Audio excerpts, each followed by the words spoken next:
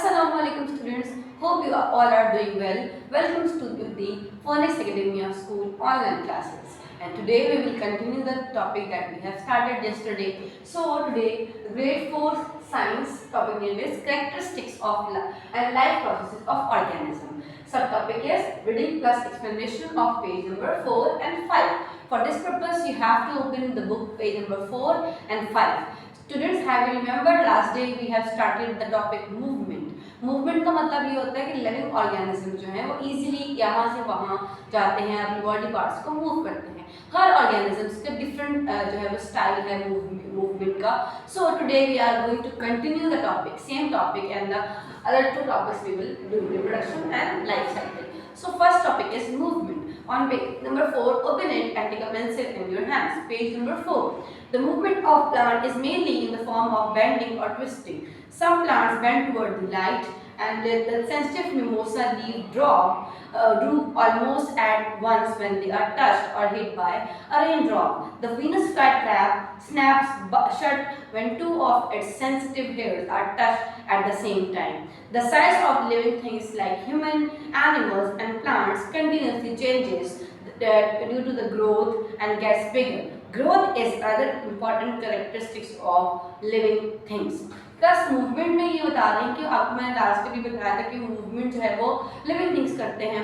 तो यहाँ पे कुछ प्लांट्स के बारे में बताते हैं. फॉर एग्जांपल कुछ जैसे सनफ्लावर है, सनफ्लावर की जो मूवमेंट है वो सन के डायरेक्शन से होगी. जिस तरफ सन जाएगा सनफ्लावर की डायरेक्शन उसी मतलब उसको फेस करता है वो सनलाइट को ऑलमोस्ट. और जब सनलाइट नहीं होती तो वो प्रॉपर्ली स्टैंड भी नहीं होता क्योंकि उसको सनलाइट की तरफ डायरेक्शन मूव करनी होती. कुछ मिमोसा प्लांट होते हैं, टच मी नॉट जिसको आप कहते हैं. टच मी नॉट एक प्लांट है, उसको अगर आप टच करते हैं, कोई भी चीज़ टच करती है तो उसके लीव्स जो है वो क्लोज हो जाते हैं. सेकेंड है वीनस फ्लाईट्रैप, एक एनिमल जो इंसेक्ट ईटर यानी कि कीड़े खाने वाला पौधा है वीनस फ्लाईट्रैप. जब उसके हेयर्स या टच होंगे आपस में या कोई उस पर इंसेक्ट आ जाएगा तो वो अपने उसके जो लीव्स हैं वो क्लोज हो जाएंगे और वो इंसेक्ट्स को खा लेंगे. ये सब तरीके थे प्लांट्स की मूवमेंट के.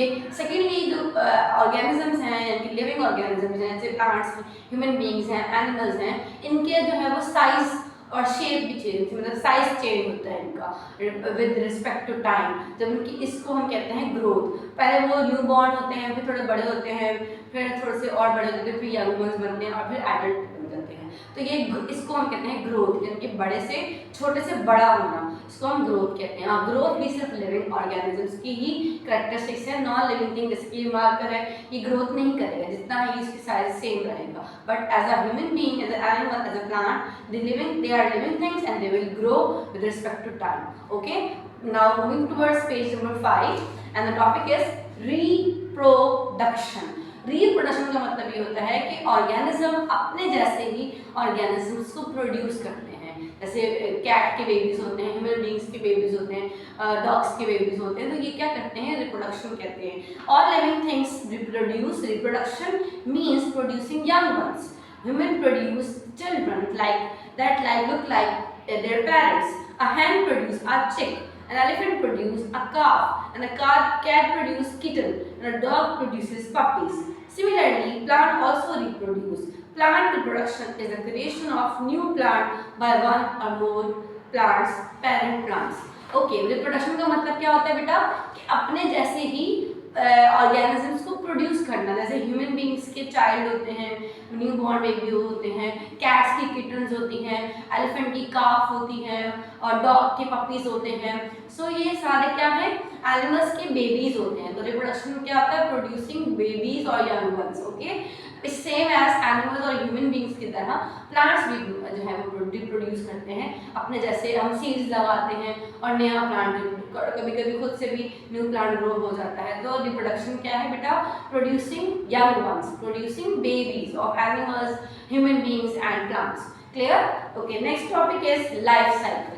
लाइफ साइकिल का मतलब बेटा ये होता है कि पहले एक फॉर एग्जाम्पल एक जो है हमने एक प्लांट का सीड लगाया, फिर उसमें छोटा सा प्लांट निकला, फिर वो बड़ा हो गया. तो ये पूरा एक साइकिल चलता है. जैसे कि हमारे पास बटरफ्लाई की एग्जांपल है.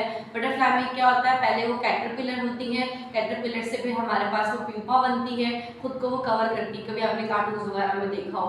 और फिर वो उसमें रहती है कुछ टाइम प्यूपा के अंदर, और फिर उसके बाद वो जो वहाँ से पहले हमारे पास उसकी एग होता है, एग से बनते हैं कैटरपिलर, और कैटरपिलर से बनती है प्यूपा में बनता है, प्यूपा से बनता है पूरी बटरफ्लाई बन जाती है। तो ये क्या है, पूरा एक लाइफ साइकिल है। सो लाइफ साइकिल्स क्या होते हैं कि पहले स्टेजेस ऑफ लाइफ के विद रिस्पेक्ट टू टाइम क्या क्या हुआ, पहले क्या बना, फिर क्या बना, फिर कैसा था, फिर कैसा था। जैसे एक न्यू बॉर्न होता है, पहले वो छोटा सा होता है, फिर थोड़ा सा वो क्रॉलिंग के लिए जब वो स्टार्ट करता है तो थोड़ा सा मतलब ग्रो हो जाता है, फिर और बड़ा, फिर यंग बॉय और गर्ल बनती है, और फिर एक एडल्ट बन जाता है, और फिर लास्ट में फिर वो ओल्ड एज में जाता है, फिर आपस में वो फिर डाई होता है। So this is the life cycle. All living things have a life cycle. Her living thing के पास life cycle होता है.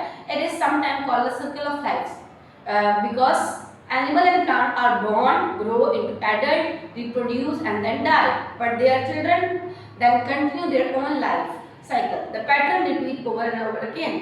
Sometimes for millions of years. इसमें यहाँ पे क्या बता रहे हैं, हर living ऑर्गेनिज्म जो है उसका सर्कल ऑफ लाइफ होता है। पहले वो बॉर्न होता है, फिर बड़ा होता है, फिर रिप्रोड्यूस करता है अपने जैसे ही बेबीज़ को, और फिर जो है वो मर जाता है, सो डाई होता है। तो इसी से फिर उनके जो बच्चे थे वो ये लाइफ साइकिल स्टार्ट करते हैं। तो ये लाइफ साइकिल चलता रहता है for the millions of years. That is called life cycle. We will inshallah continue in this topic in the further class. So I hope you get the lecture. आज हमने movement को discuss किया जो कि हमारा प्रीवियस भी एक topic था। देन हमने रिप्रोडक्शन को किया। रिप्रोडक्शन कहते हैं प्रोड्यूसिंग यंग वंस और producing babies.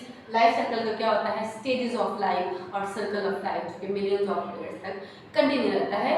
Then have some words meaning bending, curving, twisting, spinning, sensitive, responsible, fly trap, trap, creation, making, reproduction, producing young ones, life cycle, stages of life, adult, grown up. I hope you get the lecture. Please revise it and learn it properly, and do your homework as well. Thank you very much for the day. Allah Hafiz.